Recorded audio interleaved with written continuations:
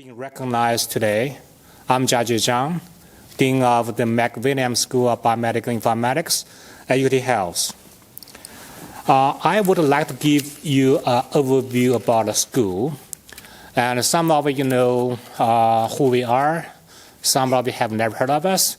Even if you do, you may not have the updated information. So today I just give you a very brief overview before we start our formal proceedings. The McWilliams School of Biomedical Informatics is one of the 6 schools at UTHealth Houston, along with medicine, nursing, dentistry, biomedical sciences, and public health. As you can always tell, in Texas, everything has to be big, and we want to be the biggest one, and we are. So among the 100 academic foreign members at AMIA across the country, we are still the only freestanding school. We do hope more programs will become schools someday. I think that they're working on that. And we are still the largest. I don't think anyone can catch us anytime soon because we're still growing. We are a graduate education only school. And here is basically a snapshot about where we were actually 2 years ago. The numbers were not really updated. We had about 500 graduate students, along with 60 plus regular faculty, means that they are either fully or partially paid by the school, real faculty members, plus 60 some adjunct faculty members who are volunteers, who collaborate with us on research education. And also we have a lot of research staff. In addition, something that people always ask me, why we have this? We have 48 staff members for administration. In many programs, they have one person, even half FTE. And if they're lucky, you have a few, but we are big, okay? We have a lot of things that we need, and we need other people to support. So our research expenditure in 2021 was about 21 million, and our budget was about 34, which is still small in comparison with some major clinical departments, but we are getting bigger and bigger. My hope is that someday our budget is actually bigger than some of the clinical departments. We're getting there. Okay, so we have a very comprehensive offering of academic programs. Basically, anything you can think of along the graduate education spectrum. We have 2 doctoral degrees, the traditional PhD and also the DHI, which is Doctorate in Health Informatics, we started this, and so far we are still the only one in the country that has this program. But some people here in the audience, they are going to start one. So we're going to have second or third down the road. And this is very attractive because it's like the DNP for nursing, or the doctorate of public health is practice-based, is very good fit a lot of professionals, executives who want to do in-depth application research, but not doing the PhD type of hypothesis-driven, very detailed type of research. So this is very popular. I think hopefully in a year or two, our population of DHR students will be bigger than our PhD student body. Okay, I think it's getting there. And we have 2 masters of core research application, and we have quite a few dual degree programs, including MDMS with the stream medical schools and public health, of course. And we are also in the process of talking about a MD PhD program, which is conceptually ready, but again, to make it happen, we need the funding to support the 8-year program, which is always a challenging part, but we're getting there. And also we have a lot of graduate certificates in many different areas. In addition, the 4+1 program, which is accelerated program for undergraduate students during their senior year to take 1 year of our first-year graduate courses. They get a certificate. If they continue for 1 more year, they get a master's degree. So 5 years, bachelor and master's degree. And it's getting very, very popular now. And in addition, jointly with our medical school, we have the Clinical Informatics Fellowship. This is for physicians who are interested in informatics. Okay, we just started 3 brand new departments because it was so big. I mean, one of the reasons to start is because selfish part of me. I cannot manage 65 direct reports. And every time at end of year annual review, I have 50-some meetings. And so for now, we have 3 departments. We already got 2 permanent chairs for the data science AI and clinical health informatics. And we have an interim chair for bioinformatics and system medicine. We also have, our school is also organized by research centers. And if you look at the top, we span the entire biological hierarchy from molecules, gene, protein, to cell, to organs, tissues, to individual population. And if you look at the centers, research centers and application cores, they span the entire thing. So the research centers are perpendicular to the departments. So the way by design so people can collaborate more. Okay, just 2 more slides I can stop. So a couple years ago, I just, due to my own curiosity, I did a Google search, wrote some Python program, get there to see the growth of AI data science and especially medical AI. So this is the normalized, the number of returns by Google search divided by the item in the entire Google universe. So the basic trend is the real trend. And you can see that 2012 is the birth year of the real AI, that's what I call it. So it started to change things. And 2012, during that year, there are 1 or 2 very significant events. Number one, there is something called image net competition. If you are in the field, you know that it's a very hard task. Machines have to recognize a picture, so it's a cat, a dog, with a neighbor. With millions of them. So at that year, the performance was dramatically improved and got close to human performance. And that's also the year where IBM's Watson won the award competition in Jeopardy. So everything got popular. After that is the rest of history. But again, this is the real stuff because AI finally is solving real problems we're facing every day for pretty much everything. If you look at this at a bigger, longer perspective, so people talk about this in many different ways, like the 4th industrial revolution or whatever. So here is my own conceptualization of how the things evolve over the entire human history. And basically, there are 3 major economical transformations. The first one is agricultural revolution. During that time, human, started to transform from hunting and food gathering to farming of crops and livestock. So when you're hungry, have something there to eat, right? So you can survive. So that's a biological revolution. So you can survive. Then the industrial revolution that started about 200 years ago liberated people from physical labor. You don't have just the muscles to do things. And for transportation and machinery, all of this, basically our physical labor was liberated. So today the AI is the 3rd revolution, which is cognitive. We don't have to think anymore for a lot of things. Seriously, we don't have to think for a lot of things. And we make decisions. And it is liberating people from the cognitive labor. So that's why it's so fundamental. All right, so now let's start our real stuff today. And to start proceedings and to honor our honorees. But before that, I want to make a brief introduction about what this is. So the John P. Glaser Health Informatics Society was created to, number one, to recognize our dear friend, Dr. John P. Glaser, and who has been a leader for medicines in health informatics. And with more than 30 years in health IT, he basically did pretty much everything. He was the executive chief information officer for the Partner Health in Boston. And later on, he took many jobs. So one of them is the CEO of Siemens Medical, basically Siemens EHR. Then when Siemens was acquired by Cerner, he was senior VP at Cerner. And he has been the leader for all the possible professional organizations like HIMSS, CHIME, and whatever. So he is an icon in our field.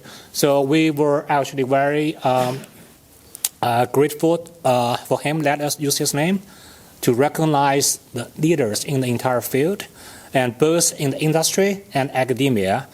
Over the past few years, we have quite a few. Let me just release briefly. So just tell you how good our honorees are. They are leaders in every aspect. The first one was Ivo Nelson. He is currently the CEO and chairman of NextWave Health. But if you are old enough, if you know old days, there's something called Health Link, which was the biggest health IT consulting company. I think at one time they had more than 4,000 consultants. It was based in Houston. Later, it was acquired by IBM. So he was the first honoree. Then we had David Bates. He is a patient safety expert. He's the division chief of internal medicine at Harvard Medical School. And he is known as the most cited researcher in informatics. The citation of his publications. Okay, still number one. I don't know who else will get to that point someday, but again, citation goes up. I mean, it doesn't matter whether you do anything at all, right? And then we have Steve Lieber. He was the former president and CEO of HIMSS. I think probably all know what HIMSS is. HIMSS is the biggest health IT organization. And every year they had more than 40,000 attendees. And he was the president for over 17 years, grew the organization from a small organization to something which is basically the leader for the entire field. After that, we have Graham Grave. You may not know this specific part, but his contribution is inventor and founder of HR7 FHIR, which is a data standard for data communicate. And everything we do in healthcare, this is part of that, invisible. You don't see that, but it's the backbone. Without this, the data cannot be exchanged. After that, we have Clem McDonough. He is the creator of LOINC, which is the coding system for labs. When you do a lab result, you have some results coded by some code, right? He was inventor, and also he was one of the very, I think either the first one or one of the first to actually build a EHR in the 1960s, I think early 70s. So again, today we have our honoree Marion Ball, and for now I only tell you that she is a long-time medical informatics innovator for, I cannot count exactly, 50-some years. She did everything. So John will tell you about her, and then we can start discussion. Then she will have a discussion with all of us about her thoughts on our field, the history, and especially the future. Okay, so John, it's yours.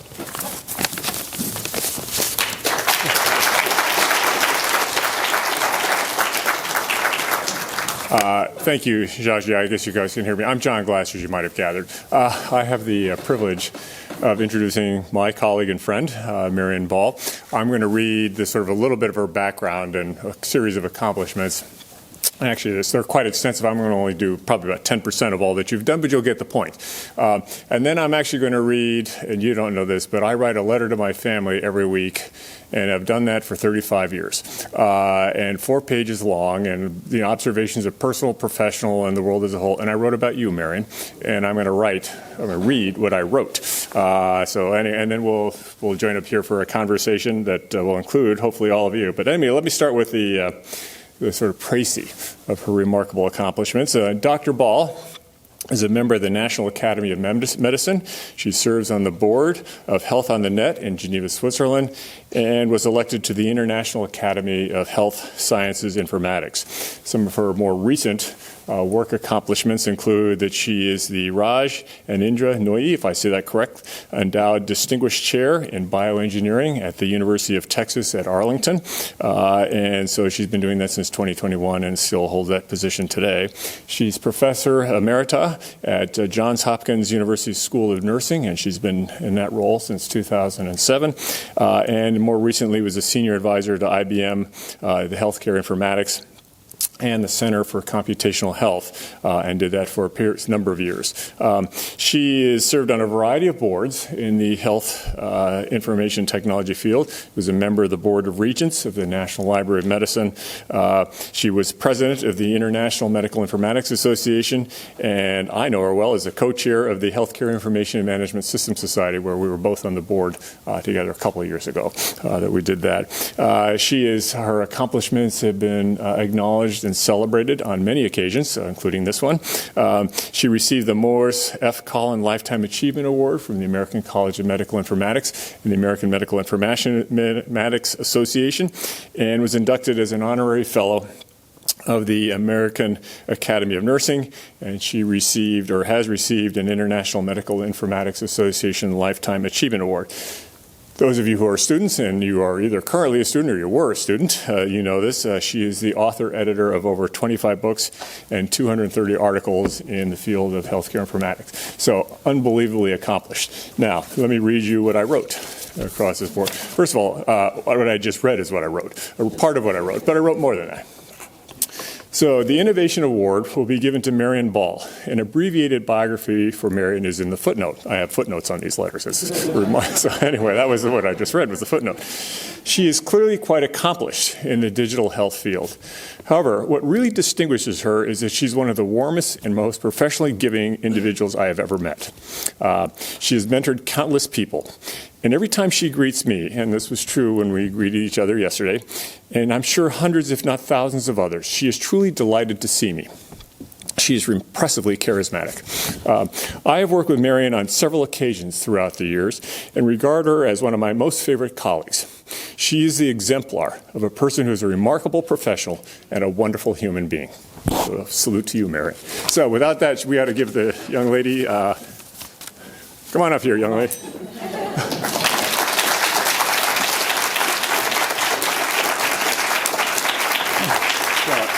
Great pleasure to induct you into the John P. Glaser Health Informatics Society, and you're quite a nice addition to all those other schmucks. So we're delighted to have someone finally of a real talent and accomplishment. So nicely done, Marion. Appreciate it.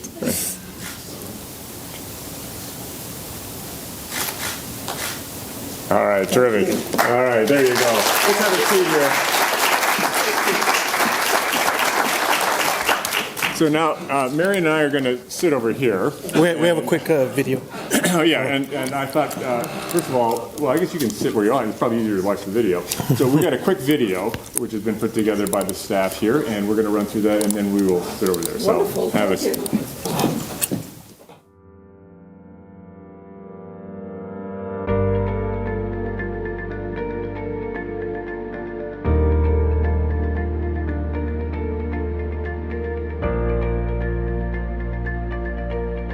Congratulations receiving the Glaser Health Innovator Award, a well-deserved recognition of all you have achieved in the field of medical informatics. I'm so sorry that I cannot be there for your special event. We're on a long-planned trip to France. You and I were so fortunate that our parents, Ernst and Erica, chose to immigrate to America with us, where we both benefited from all the opportunities this wonderful country gave to us. They, I am sure, and all of your extended family are so proud of you. Aside from all your achievements, I am so grateful to have you always as my loyal and loving sister. Enjoy your special day. All the best. Hello, Marion. It's my great honor to be able to record a video. I'm sorry I couldn't be there in person, but I'd just like to congratulate you on this wonderful award from the 2023 Glaser Society.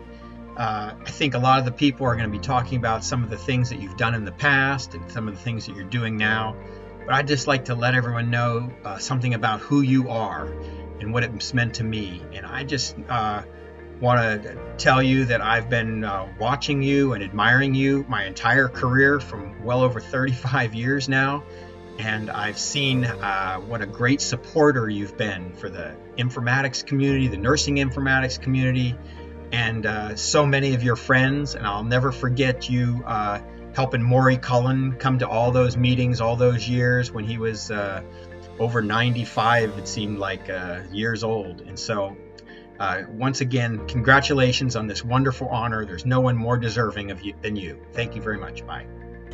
Hi, Marion. Of course, I'm not the least bit surprised that you've received this honor. You and I both know John Glaser and his remarkable and expansive career. In so many ways, you and he share incredible similar traits. One thing that impresses me about you both is your facility with the operational world of healthcare, for which you've received numerous accolades over the years. And of course, you both have serious academic chops. Yours were summarized beautifully in the article announcing this award. But above all else, what I appreciate about you both is your unwavering compassion for and ability to connect with others. You care deeply about everyone. You think about new ways to address vexing problems in our field, and you use your relationship building skills to create bridges that no one else can build between people and disciplines. I've always admired that trait of yours, and dare I say, everyone who meets you likely sees it as well. Congratulations, Marion, on yet another well-deserved honor. Hello, everyone. On behalf of AMIA, the American Medical Informatics Association, it is my honor and pleasure to have this opportunity to honor Marion Ball, a true informatics pioneer. I am Genevieve Melton-Mukes from the University of Minnesota and incoming president of AMIA. Marion, first of all, gratitude. You've been an extraordinary proponent and innovator of our field, and we celebrate your remarkable contributions and your enduring legacy. And on behalf of AMIA, we celebrate, first of all, you. You're an amazing colleague and collaborator. Your leadership and your tireless commitment to improving healthcare and informatics, including your work to establish and advance nursing informatics and informatics education, both nationally and internationally.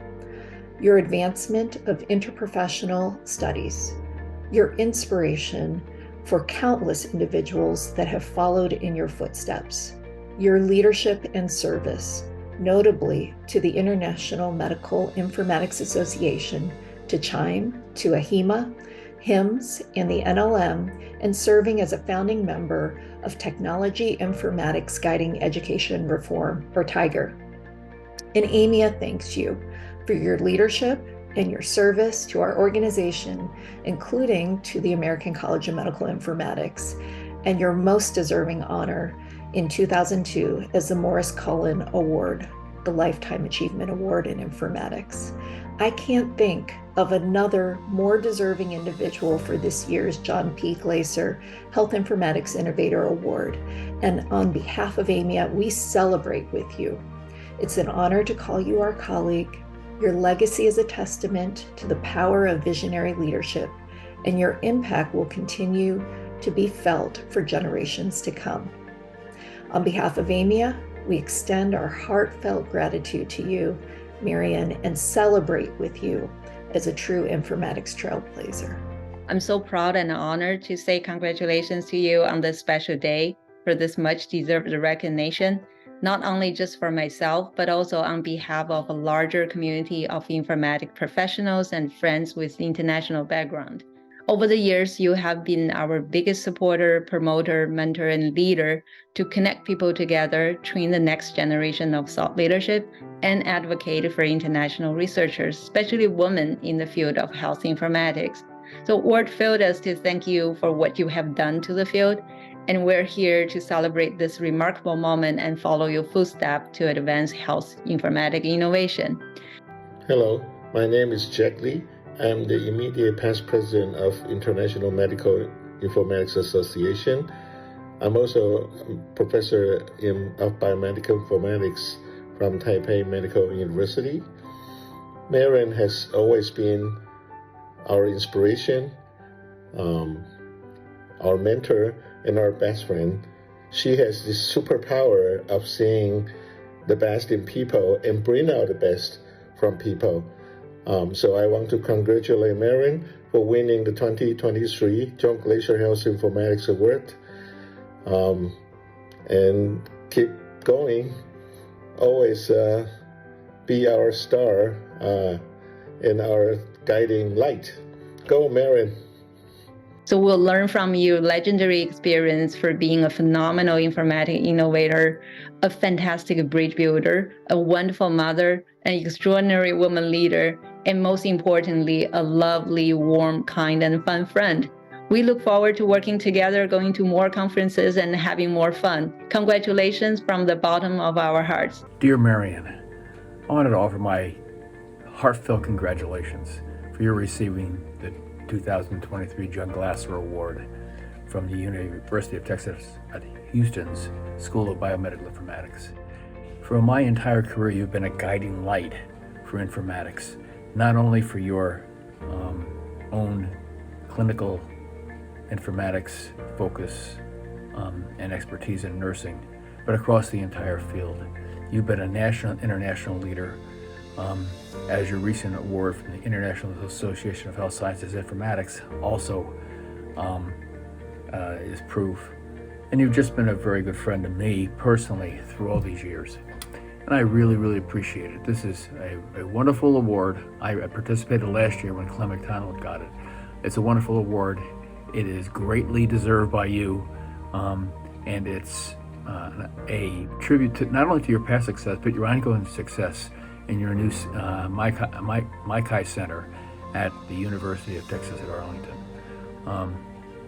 Stay well, stay healthy, stay involved, and keep leading us during these very interesting, challenging times for both biomedical informatics and all of health and healthcare. Thanks again for your great career and support of me and everyone else in the field.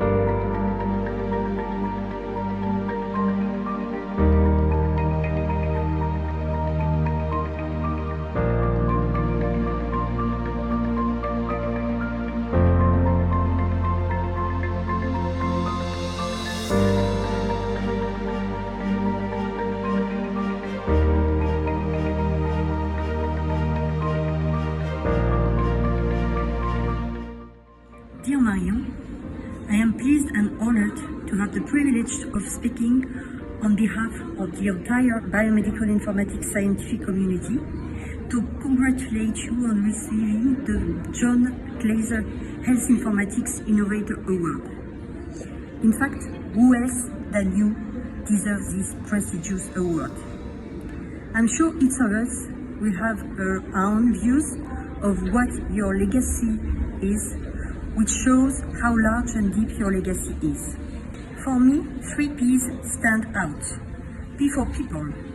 You are inclusive, caring for all, listening to anyone, a genuine friend for all of us, always willing to help. P for pioneer. You have opened so many opportunities and paths, not only for the biomedical informatics field as a scientific community, but specifically for women and young talents, always with an innovation spirit. The last P is for professor, that demonstrates your impact through learning and education. When looking at us today, we are probably the strongest group ever, leading and developing biomedical informatics to improve care for all. As all the iconic pioneers, especially François Grémy, then I am pleased to recall today, you have played your part in creating a friendly link between the various players in medical informatics. Your kindness, drive, and persistence clearly contributed to it. Filling in your shoes is challenging for us, and I retain 3 learnings from you. Constantly questioning the status quo and opening new fronts, trusting and empowering each other to achieve higher impact, and making our domain permanently advocating to increase our visibility and presence, to serve one of EMEA's objectives, which is to champion the recognition and growth of the biomedical and health informatics profession with professional and governmental organizations. Congratulations, Marion.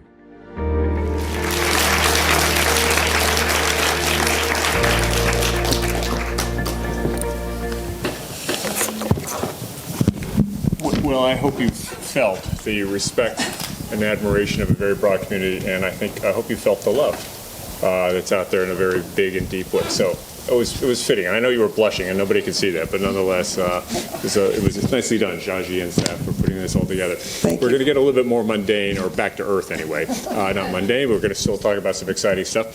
So I have a series of questions which we'll ask Marion, but then somewhere into this we'll open it up and see if there are things you'd like to ask her or have her comment on, et cetera. But I thought we would begin, Marion, with you giving an overview of some of your current work that you're doing, and particularly you've mentioned it before, the Interprofessional Center for Health Informatics or MICHI, it's the first time I've heard it pronounced like that, at the University of Texas at Arlington. I know we've got a couple slides, but why don't you tell us a little bit more about what you're doing and why?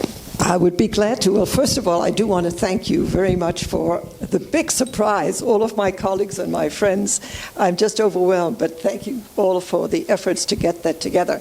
But I would like to share with you something about what we're doing now.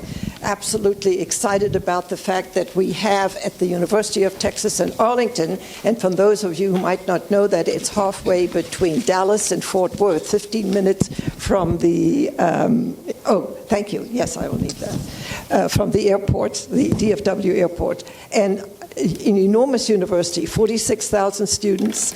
It's an incredible environment for me to work in. It was, for those of you who might know, it's got the largest nursing school in the entire United States for public universities. We graduate 1,000 nurses every year.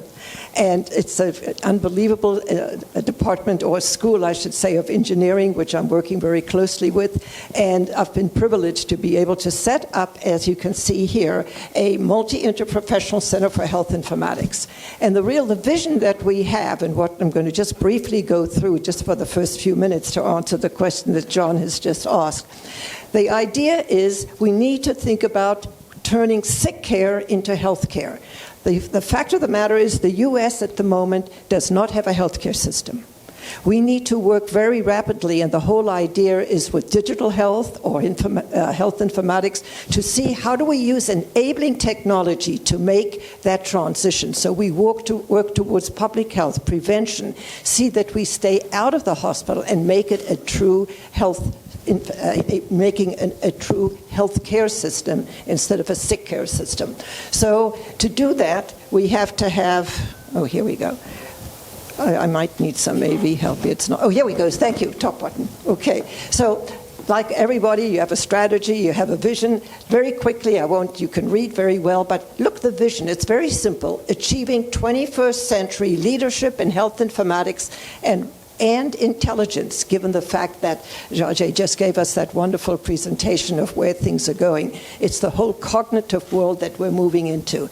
And what is the mission for us as academics primarily? We stand on a foundation of 4 pillars. We have a research responsibility, we have an educational responsibility, strategic partnerships, that whole concept. How do we work together? How do we break down all the silos that have kept us from working together with the patient in the center. And then next generation industry talents. How do we have all of those of you who are doing this fantastic doctoral program in applied informatics work in industry, work with researchers, work with bringing theory into practice and making a difference at the point of care and the research bench. And those are the future when we're looking at. So those are some of the next generation talents which you so beautifully represent here. Again, I could talk about this forever, but I'm going to go rather fast because these are the areas that we're working with. We have to work with computer science. We work with business and engineering. We have health in the library sciences, very, very important. Public health, publication, and population health. You can see social work, psychology, coaching, all of the social determinants of health aspects, and then, of course, biology and more. So as we stand on those shoulders, we're looking towards what we're calling precision health. How do we bring all of those different aspects together? And then, since we work primarily in dry labs, not wet labs, primarily in our field of informatics, we move from data to information, knowledge, wisdom, decision, and then impact. The impact is the most important. We can write all the articles in the world, but if we can't take the information and the knowledge that we've gained from our research and good work and apply it to how does it help the nurse be a better nurse? How does it help the physician to be a better physician? How does it help having the work that we do in architecture to build homes for aging in place? All of these things together come together to bring us into the new world from sick care to health care. Again, very quickly, we have two areas, health informatics in our division at UTA in Arlington. Big emphasis on public health, because that's the area that we're moving into. We need to look at the population. We need to look at those that are healthy. How do we empower the citizen instead of just the patient? All of us have to work together. And again, I'm not going to go to. We work with companies. As you can see, some of the bigger areas here. I'm very, very interested and excited to get people in the international arena to work with us to bring students here. So we've got memoranda of understanding, and we're working, and you saw Dr. Jack Lee from Taiwan. We just finished a memorandum of understanding with him. I'm fortunate of having been on his faculty and have an adjunct appointment there many years ago. Same way with the University of Osnabrück in Germany, a European contingent. Then in East Germany, in Eastern Europe, we have a memorandum of understanding with the university in Romania, and at the moment, where we have tremendous power that's just coming. We're working on one in Colombia, South America. South America is a sleeping giant. We really need to move actively in our neighbor to the south. So very excited to bring all of those individuals together to exchange students. Our campus is the most unbelievable campus that, having come from Baltimore, from the University of Maryland, and Hopkins University, we have by far the largest interracial, interprofessional group that you've ever seen. We are by far we were Hispanic, of course, university with the fifth largest in the United States. It's a joy to walk on the campus. We see people of all nationalities, of all languages. If you're in the elevators at our school, at our university, it's like being in the United Nations. I mean, it's an exciting, vibrant environment, and that's when we're going to bring about change. I just want to quickly also say, not only do we need to look at the aspect of public health and, let's say, the social sciences and seeing how we look into bringing that area from the sick care into health care. We also need to look at the wet lab applications. So we have a whole section that we're beginning to, and we've just put $1 million into a wet lab in the biotechnology and systems biology area. Because what's the next thing? If we look from where we're going from sick care to health care, the next thing is womb to grave. We need to look at how does our genome, how does our inheritance fit into the equation of staying healthy. If we know ahead of time, early on, to be able to do a very easy genome scan from the time we're born, to see where we might be able to predict that if we to prevent diabetes early on, not wait until you have it, as we're doing now, and then treat. So there's a huge world of opportunity, and you all, and having been this morning and listening to all of your project, I mean, I'm about so excited and jumping out of my skin, I have to tell you. Anyway, we have also summer programs, and we're very fortunate. I have an extraordinarily bright and knowledgeable co-director, Dr. Gabriella Wilson, and she is done in working with you all here at this university. I have to say, one of the exciting things for me is having had the privilege to work with Dr. Susan Fenton.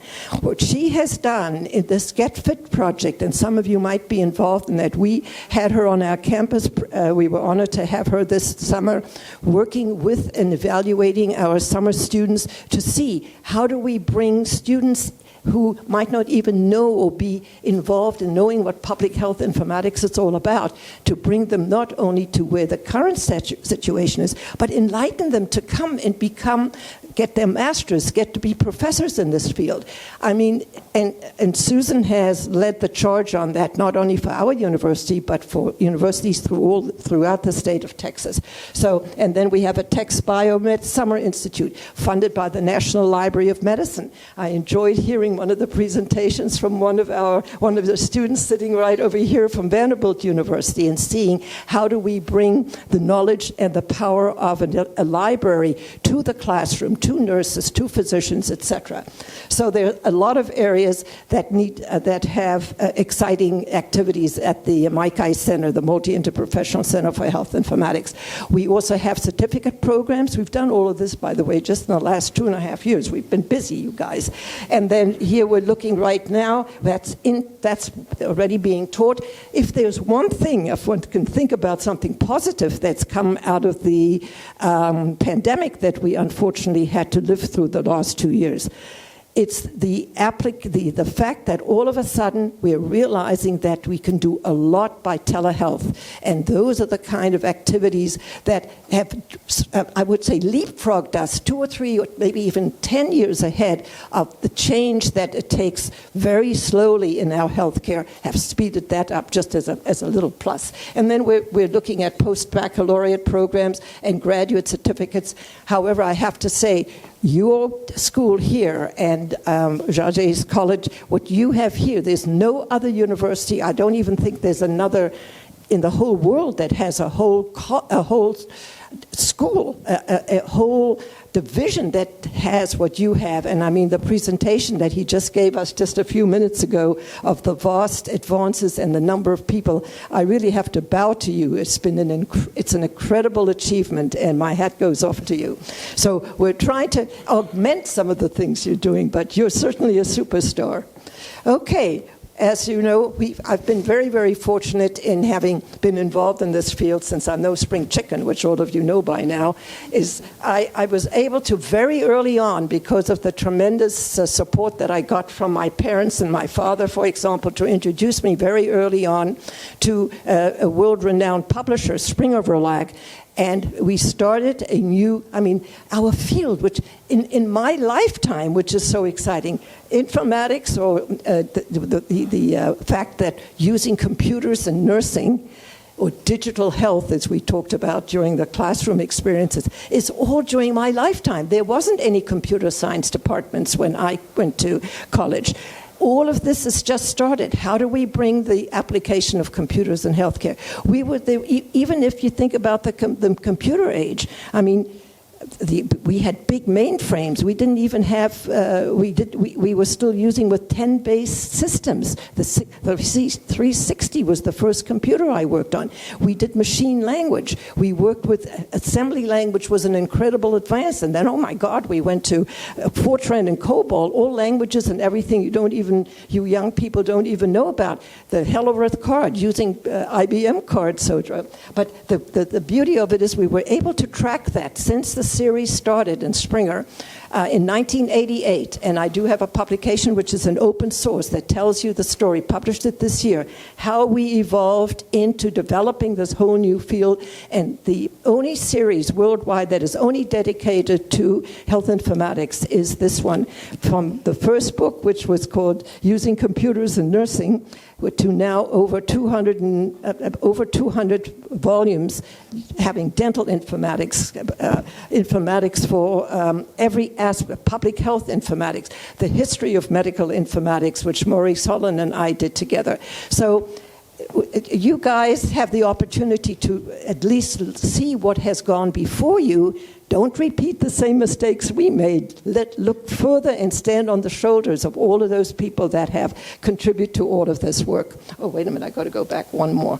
The last thing I want to say is we also, when we came to the state of Texas, we said, look, we need to unify. We need to see how can we form an alliance. Again, who do you think is part of the alliance and one of the key people? Susan Fenton and your university again. So we have had 3 of these wonderful conferences. The last one was here just a couple of months ago and hosted by our chairman again, Jacek. Thank you for all you did with regard to that for us. And you can see what were the topics. The first one, which was online. This was all done during the pandemic. We had informatics lessons from the pandemic to reimagine healthcare. All of the public health aspects we've talked about. So then the second one was on artificial intelligence and machine learning to accelerate health. Again, how do we use enabling technologies to move forward in giving the best tools we can so that the healthcare provider and researcher can do a better job. And then just the one I talked about a few weeks ago actually was addressing health disparities, barriers, and inequities through health informatics. So that's what we've been doing at our center in Arlington, and thank you for allowing me to share that with you.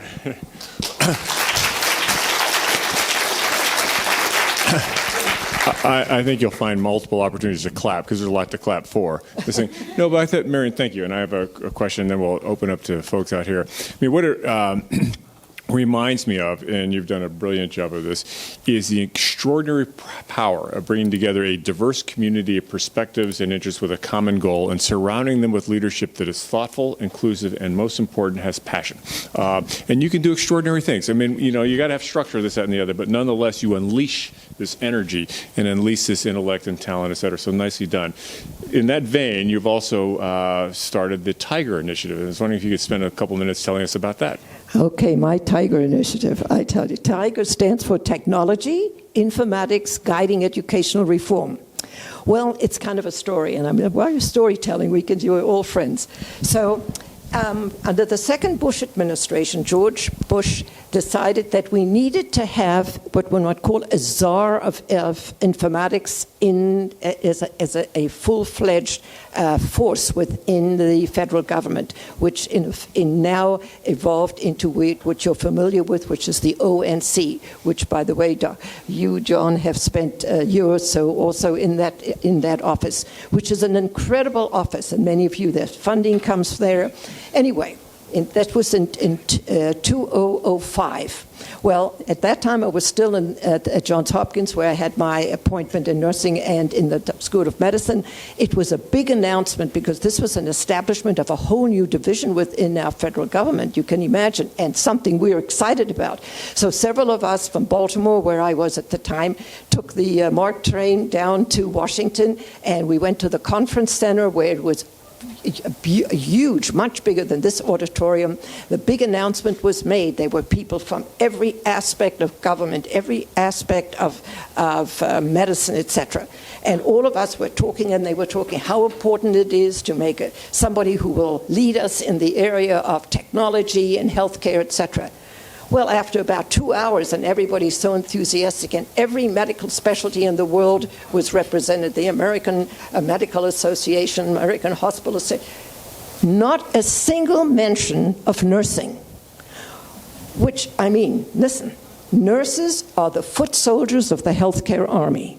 And if anybody needs the technology to help them take care of the daily care of patients in a hospital or anywhere else, it's the nurses. Well, I tell you, we were sitting in the audience. We couldn't believe it. We were 4 women. And we were truly upset. I mean, we were excited and upset. I said, "Listen, you know what?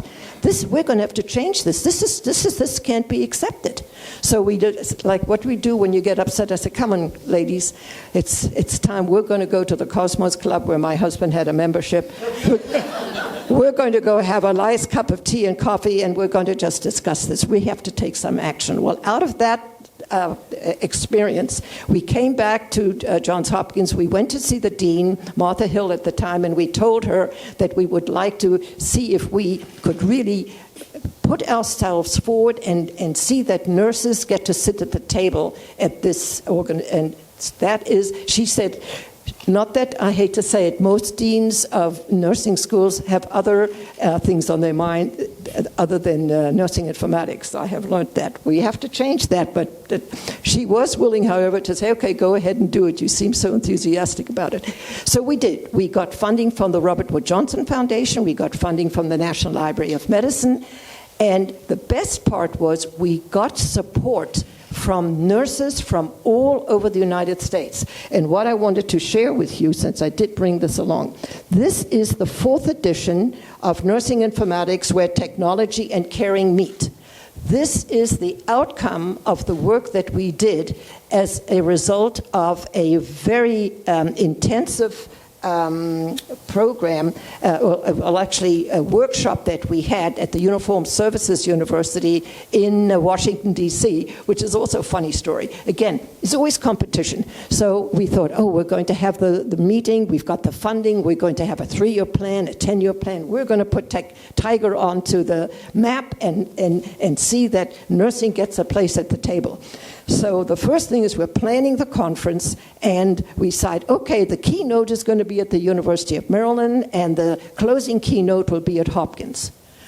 Well, what happens? No, Hopkins says, well, we want to have the keynote, and Maryland can have it. I said, okay. Then we had other nursing schools. Well, we've got a nursing school in Washington. I said, forget it. There's only one nursing school in the country nobody can argue with, and that's at the Uniformed Services Department in Washington, D.C. Nobody argued. They can't fight. There's another one, so we decided we won't have it in Baltimore. We'll have it there. Well, there was another, so we had it there. We had enough funding. We had good funding. We hired a good facilitator, but the best part that I liked was we only invited 100 people, and there's 70 nursing specialties, ladies. The wound care services, the operating room ones. Anyway, we only had 100 people. Well, all of a sudden, everybody wanted to come. We said, just those people. We all were able to fund them. They came, and we stayed at the Pooks Hill Marriott. We had transportation to the Uniformed Services University. Everybody was there. We had to have 2 identifications, a driver's license. It's all very, the organization and planning something. It was fun, but it was hard work. But the best part that I loved, as soon as we entered the campus, all technology was cut off. Nobody could use their cell phones. Nobody could use any of their communications, which meant, ladies and gentlemen, everybody had to pay attention for the 2 days. There were no diversions, no kind of looking at your emails on the table. And the upshot was the birthing, let's say, of Tiger. Well, Tiger, we had an incredible meeting. We put together the idea of a virtual learning environment so that we would have lectures and materials that could be used all over the country where people could go to have lectures that they could integrate. We put together, which was the most, what are the important aspects of what the curriculum needed to look like. We did it because not everybody needs to be an expert in nursing informatics. There's a difference. What does the nurse need that is who's a floor nurse? What does the charge nurse need to know? What does the nursing administrator need to know? We were also, as we planned this, we then were able to get some funding jointly again from the EEU, from the European Union, and we put together a very careful assessment of competencies. what do you have to be competent in to be able to say that you're a nurse informatician? Worked like a charm. Now we wanted to see, we had over 1,000, almost 1,300 nurses who diligently worked on all of these subcommittees. I mean, nothing happens from nothing. Each of this, and if you ever want to, each of them are, this book is dedicated to them. I would also like to say that this book, forward, is written by our good colleague John Glaser, who's sitting right here. So we've been working a lot of things. Then just to one more thing, I could always go on all of these topics forever. One more thing I have to say about this is that eventually we didn't have 401cs to be able to raise money. The HIMSS organization, which you've heard about, took us under their wing. So Tiger now became part of HIMSS, and during that time we were very lucky to have incredible staff support from one lady, Dr.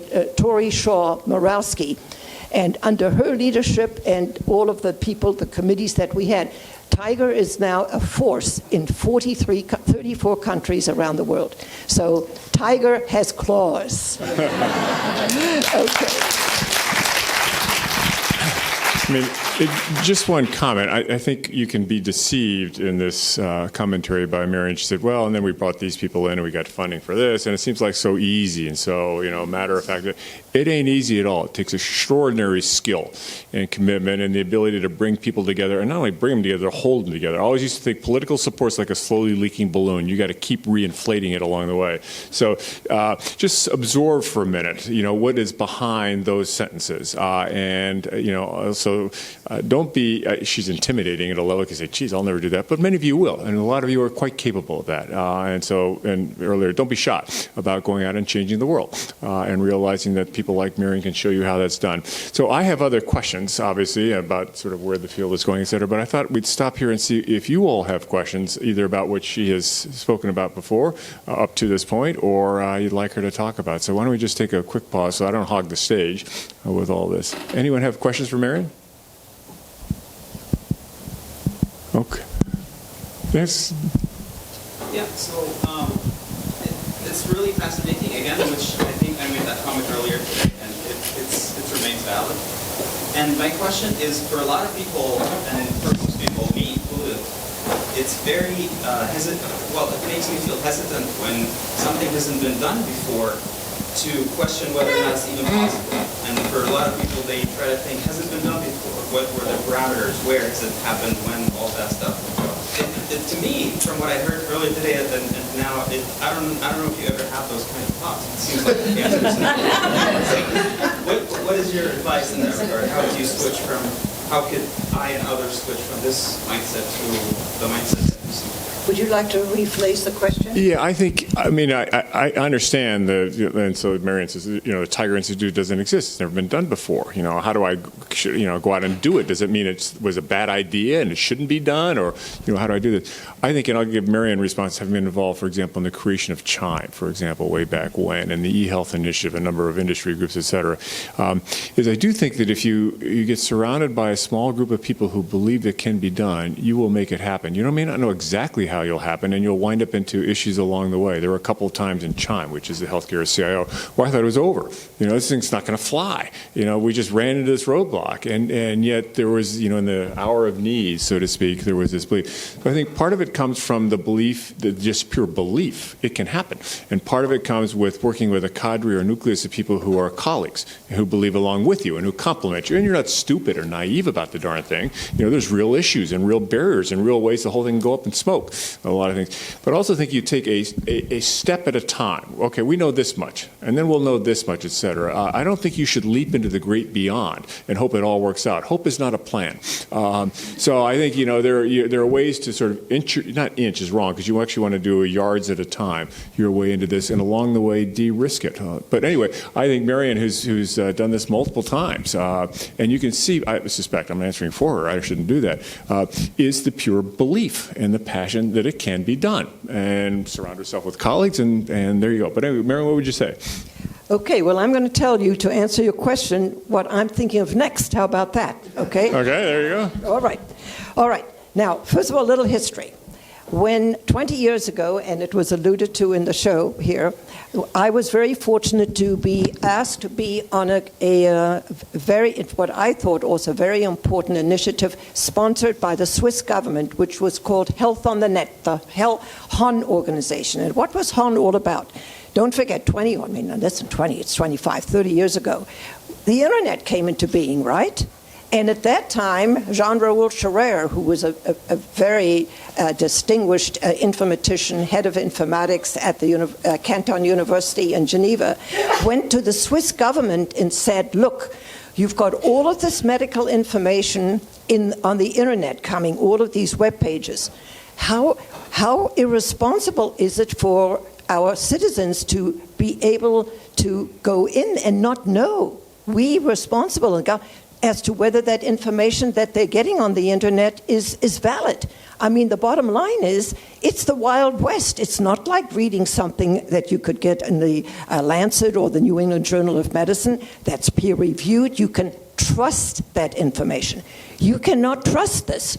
Well, he was so persuasive, an incredible man, and the Swiss government said, okay, you set up some kind of an organization that will help our citizens, not only in Switzerland, but for the whole world, to know what is trusted information, okay?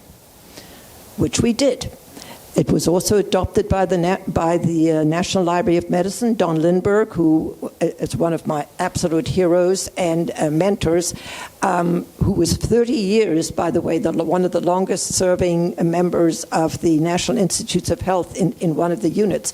Unfortunately, also passed away about 5 or 6 years ago.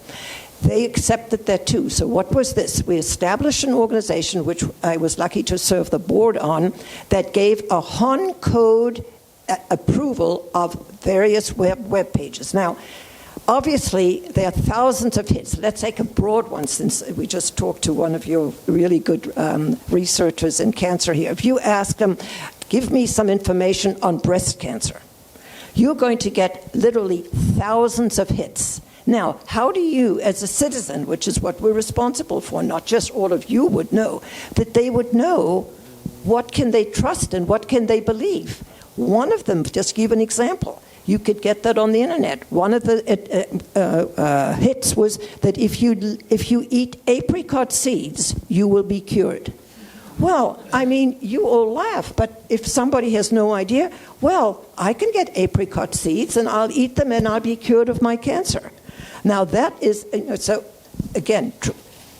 However, HON said, okay, we cannot go through all of them, but we will give a good housekeeping seal of approval with a little seal, which was called HON, red, white, and blue, that if you saw that when you did a Medline search, you knew that particular one you could trust, okay?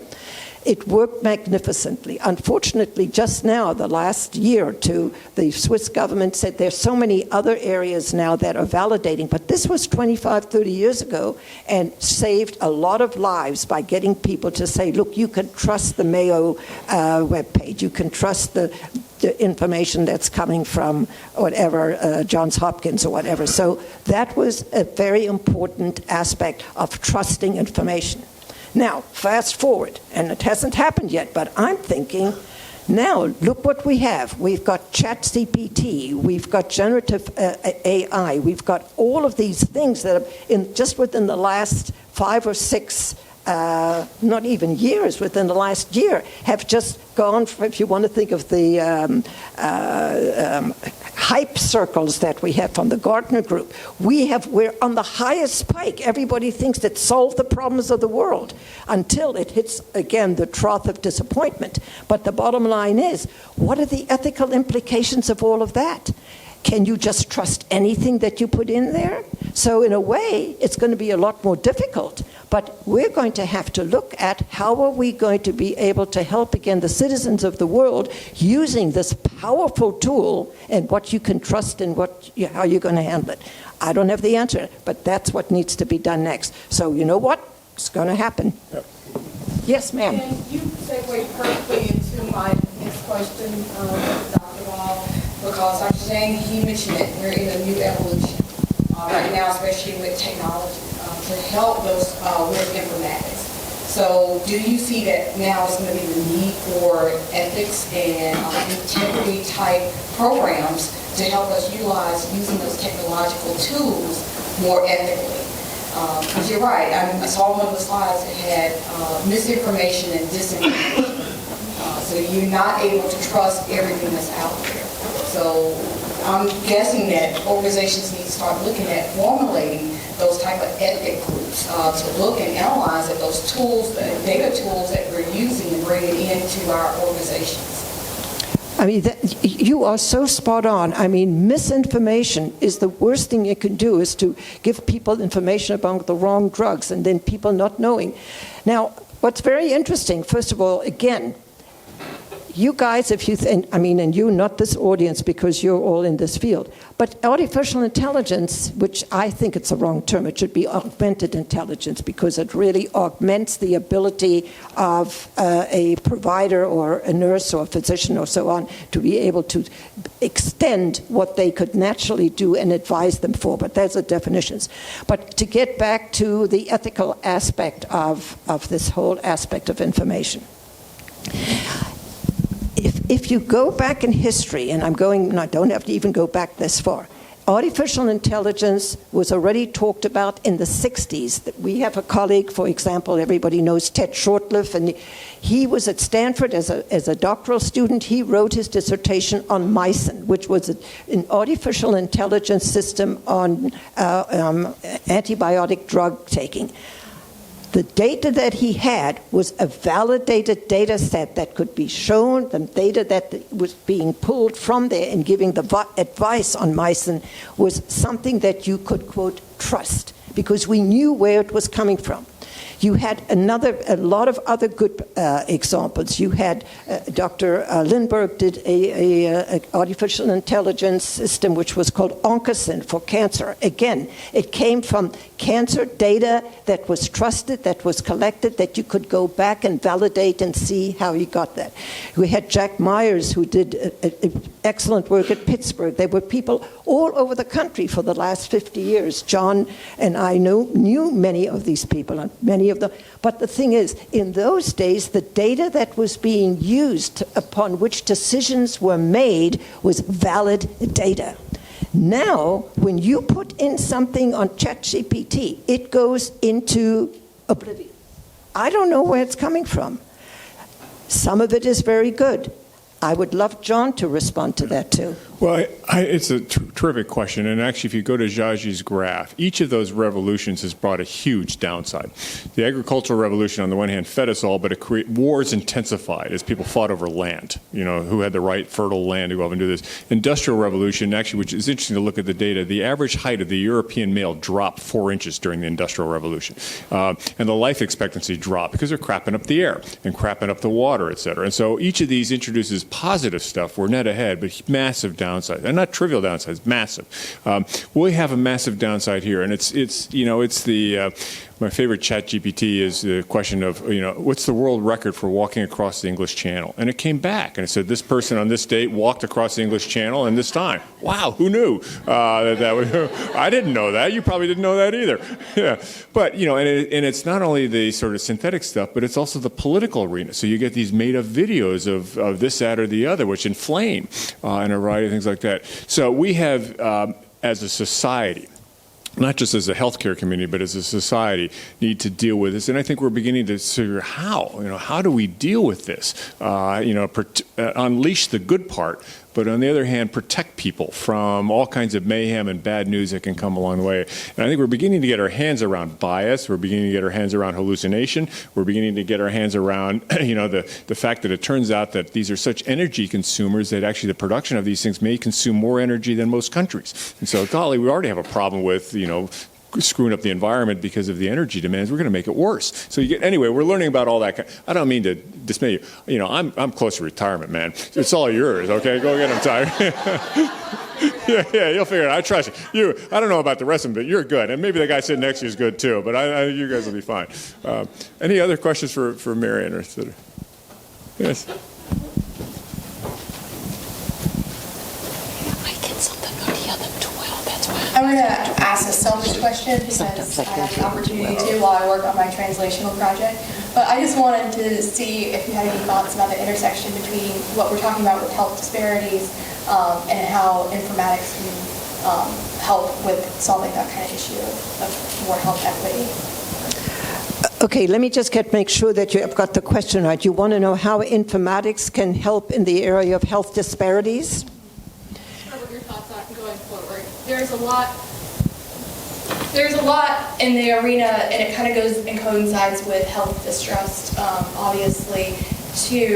It was not that long ago that we had the Tuskegee experiments and social work issues in North Carolina with sterilizations and things like that too. So it's a really sensitive issue whenever you're talking about health disparities. But I feel like informatics can help with creating like an intersection of trust with.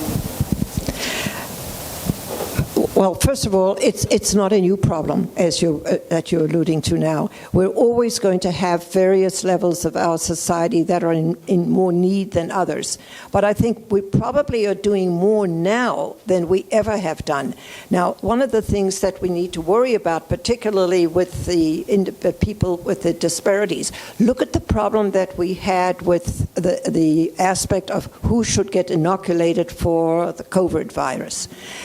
A lot of it was we need to think about the media, which is a very big issue. How do we work with the media that they will give us trustworthy information? Because never mind the disparities, everybody somehow is always listening to the media.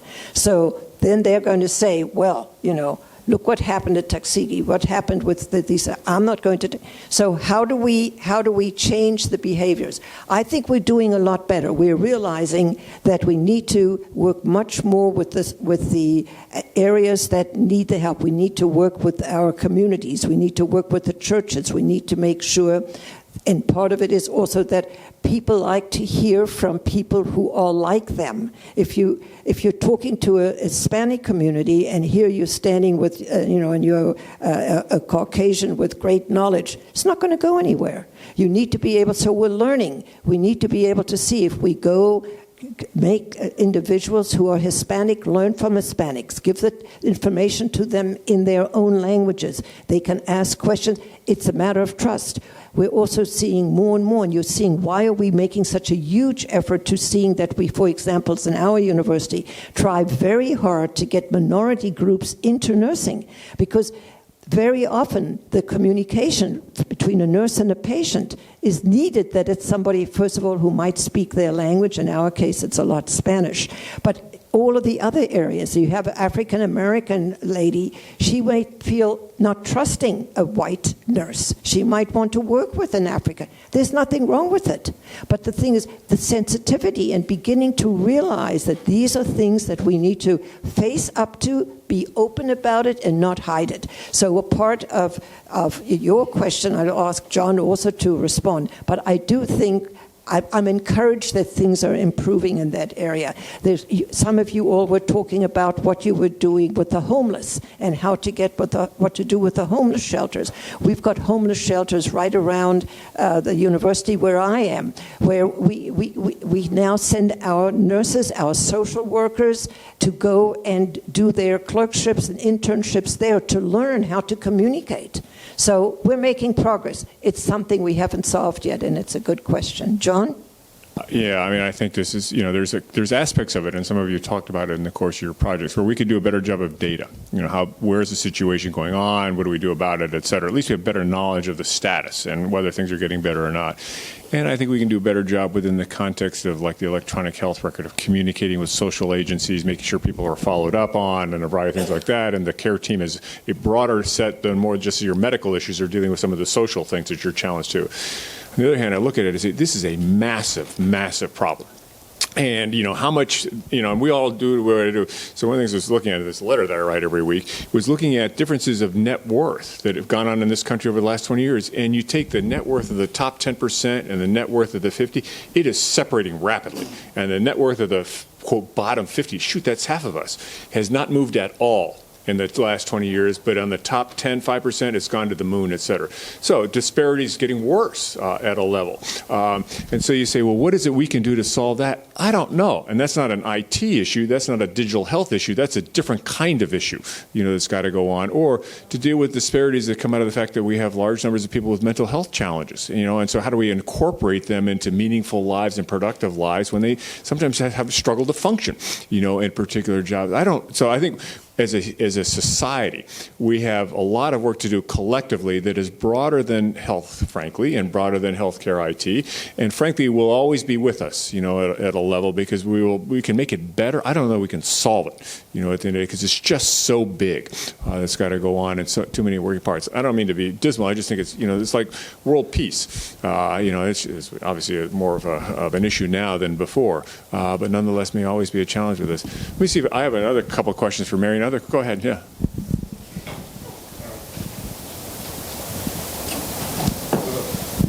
First of all, I do want to thank you for the Springer series.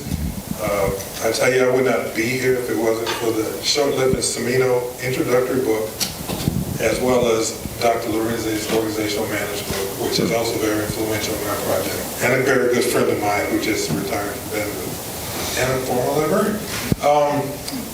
I am also working on a project at Vanderbilt in Monrovia, Liberia. And what I have tried to figure out is we have such great work in the West, in China, Australia, especially in informatics. But I'm trying to think sometimes, you name it from COVID to Ebola, Marburg virus, what is it that we can bring from these phenomenal Western, heavily technologically, heavily funded countries? What is it that we can bring? You mentioned Colombia as an area, but to those low and middle income countries, that seems to also be an area that we're missing. And I don't want to say possibly a few people. Well, first of all, you're singing to my choir. The reason is one of the things that I think I should encourage those who are in the field to not only join professional organizations like the American Medical Informatics Association or HIMSS, but to take, as you're saying, more of a worldview and become involved in the International Medical Informatics Association. A lot of the lovely folks that said such nice things on this wonderful surprise tape that we heard earlier, these people, they didn't say what countries they were from. They were from Germany, they were from Asia, the last lady was from Latin America, from Argentina.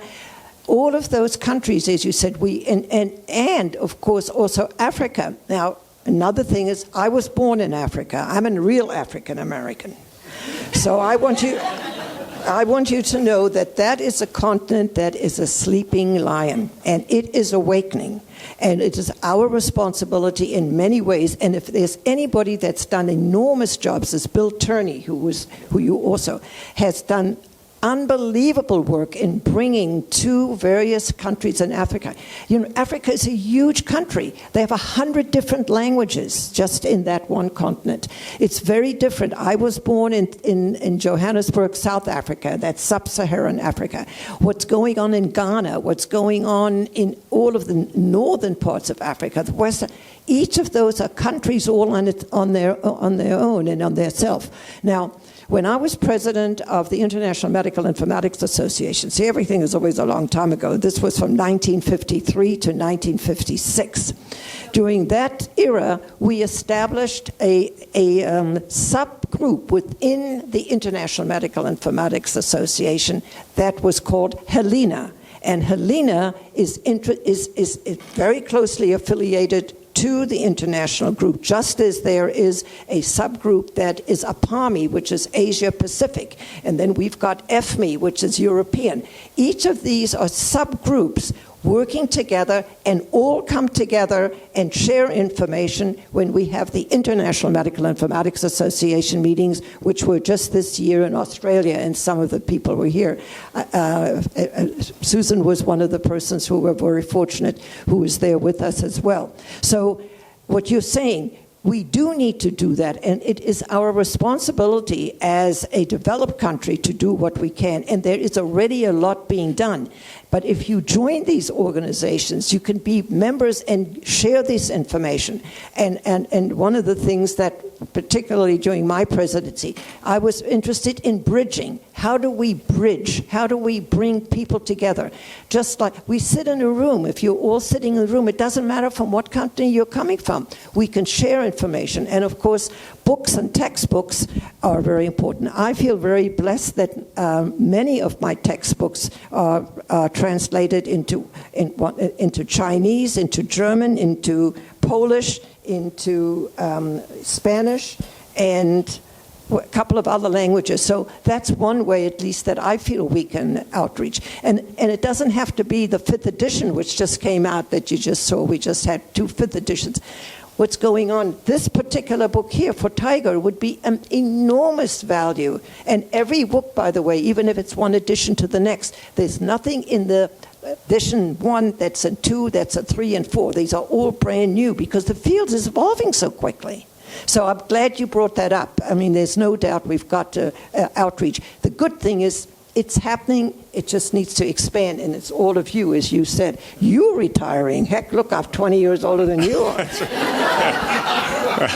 Well, no, and I have a colleague who works for the World Health Organization, and she lives in Niger and does a lot of work on digital health in sub-Saharan Africa. And she's got part of this discussion with her, and she said, what you can bring is knowledge of what it takes to do an electronic health record. And she deals with a lot of remote delivery of care in these villages that are really far away, and you have no real clinical help, but you got to have somebody to sort of engage with patients who have this issue or kids, et cetera. So you can help with telehealth and sort of what the technology is, and you can help develop it. And frankly, money's appreciated too. What you cannot bring and need not bring is an attitude. And an attitude that says, we're here from the West, we're here to help. You know, wait a minute, that's patronizing, et cetera. And it's not only that attitude, but it's at times assumptions. They don't have some of the infrastructure. Reliable power may not be in the cards. And so, you can't assume there's a heaviness that we sometimes assume here. There's a data center, we got reliable power, we're going to have access to all this talent to do this, that, and the other. You can't assume a lot of that stuff. So you have to be very minimalist in a way, which sometimes is counter to the engineering instincts here, which we've got to make it this 17 features, and it's going to sing and dance and paint cars and all that other stuff. So anyway, part of it is there's stuff to bring. It's just got to be careful about not looking like you're, stand back, I'm here to save you. That will not sell at all. Other questions? Yeah, and then we'll go in the back. So I'm very intrigued about this idea of turning sick care into healthcare. But I was thinking, we have been in healthcare accumulating a lot of electronic health record, mainly for the sick care, but not for the healthcare. Because when we talk about prevention, like outcome or these early conditions, how can we, in your opinion, using informatics to bridge this gap? Oh, I love that question. Again, let me stand on history, and we've got. I have to tell you, this is really amazing. You heard me talk about Dr. Maurice Collin, okay? And Maurice Collin lived till 100 years old. I was really blessed to have worked with him for 7 years on a book that was the history of medical informatics in the United States, which is in the series. Now, the reason that I mention this, in this book, you read about what was. Now, Maurice Collin was this is during the Second World War. This is like in the 40s, okay, just before the war. He and Sidney Garfield established a very early assignment from Kaiser. Kaiser, it's called Kaiser Permanente now, but Kaiser, who was Kaiser? Kaiser was a steel magnate who built the ships for the Second World War. One of the biggest problems that Kaiser, who was a CEO, had was to keep his population healthy, okay? So he asked the two who were senior residents at the time at LA County Hospital, Collin, and to come and set up a pre-test of all of his workers to see what their current status was while they were healthy, and to find out who might be at risk to keep them, because in those days, pneumonia was terrible. I mean, Maury told me stories where they didn't have enough beds. They were lining them up in one of the houses where the boats were being built to take care of the sick people. Because he said if he could predict who of these people would be at risk, he could prevent, sick care to health care, right, them from getting sick. He was looking at it from a business model. He wanted his people to be healthy so they would build as best they can the ships. Okay, well, this evolved into, this was under, I think, before the Nixon administration. So, I mean, maybe Eisenhower. I mean, I'm not even good at it in history. But the federal government, I would have to say, gave him funding to set up which was called the multiphasic health testing. It was like Tiger. It went through all of the country. It was well funded. It went everything. Every people, not only the people for Kaiser's group, but people in Washington, in Hawaii, all of the practices were doing this.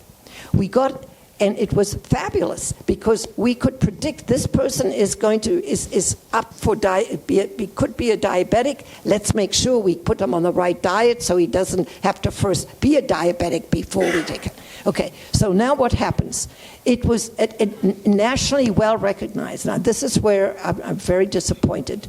The American Medical Association put a nix on this project, and you know what the nix was?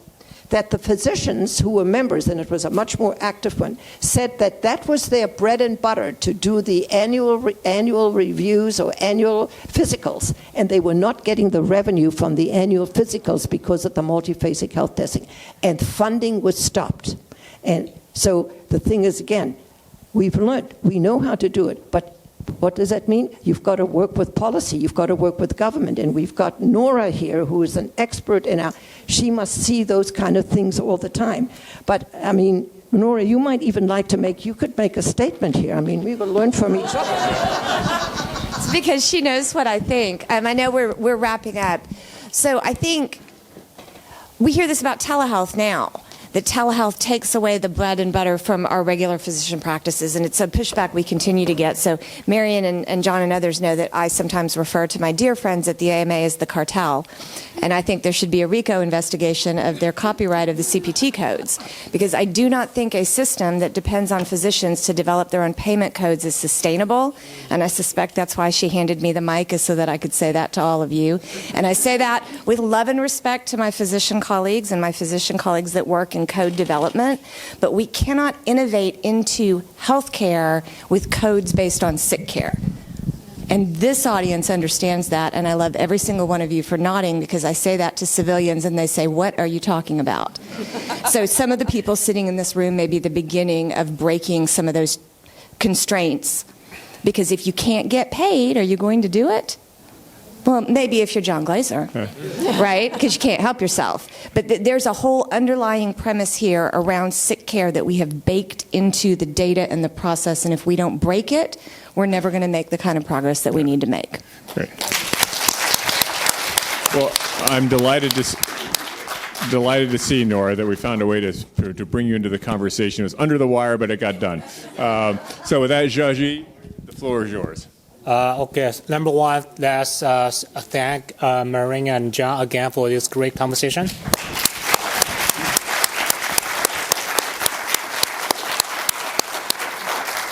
So to summarize, I think you all agree. So Marion, especially for you, all the awards you have got so far before today are nothing, and this is the best.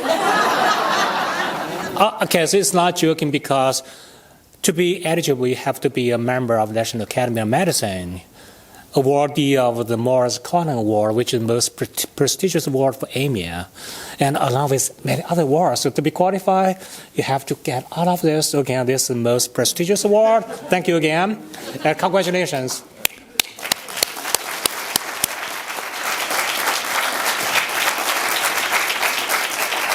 Okay, just one more thing. I think we have a reception right across the hallway with wine, soft drinks, hors d'oeuvre, and other things. And one thing that you can ask Maureen, because I did not ask that question here, she has been in informatics community for, if I get it wrong, correct me, 57 years.